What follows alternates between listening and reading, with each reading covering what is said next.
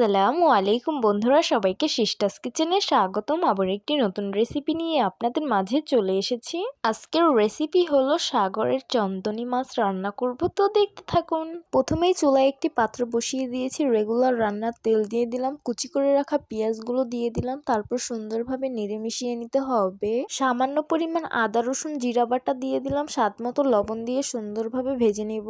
পরিমাণ মতন হলুদ মরিচের গুঁড়ো দিয়ে নিব, সামান্য পরিমাণ পানি দিয়ে মশলাটা সুন্দরভাবে কষিয়ে নিতে হবে। গোটা চারেক কাঁচামরিচ আমি মাঝখান থেকে ফেলে নিয়েছি, পিস পিস করে আমি টমেটোগুলো কেটে নিয়েছি, তারপর সামান্য পরিমাণ ভেজে নিচ্ছি। অল্প পরিমাণ পানি দিয়ে মশলাগুলো আমি আবারও খুব ভালোভাবে কষিয়ে নিব। এই তো আমি মশলাগুলো সুন্দরভাবে কষিয়ে নিয়েছি। এখন পরিমাণ মতন ঝোলের পানি দিয়ে দিব, তারপর সুন্দরভাবে নেড়েচেড়ে মিশিয়ে নিব। কেটে ধুয়ে রাখা মাছগুলো এখন একে একে দিয়ে দিব, তারপর সুন্দরভাবে নেড়ে মিশিয়ে নিব আর বলক আসার অপেক্ষায় থাকবো।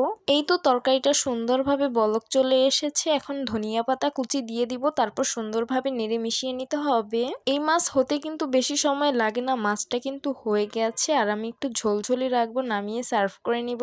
এই তো সার্ভ করে নিলাম চন্দনী মাছের ঝোল। দেখতে অনেক বেশি লোভনীয় লাগছে, আর এই চন্দনী মাছ কিন্তু খেতে অনেক বেশি ভালো লাগে আমার কাছে। আর এই তরকারিটা অনেক বেশি মজা হয়েছে। কারা কারা চন্দনী মাছ খেতে পছন্দ করেন তারা অবশ্যই কমেন্ট করে জানাবেন। আমি কিন্তু খুব বেশি পছন্দ করি। তো আশা করছি আমার আজকের রেসিপি আপনাদের কাছে অনেক অনেক বেশি ভালো লাগবে। ভালো লেগে থাকলে আমার ইউটিউব চ্যানেলটি সাবস্ক্রাইব করবেন, আর যারা আমার ফেসবুক পেজ থেকে দেখছেন পেজটিকে ফলো করবেন।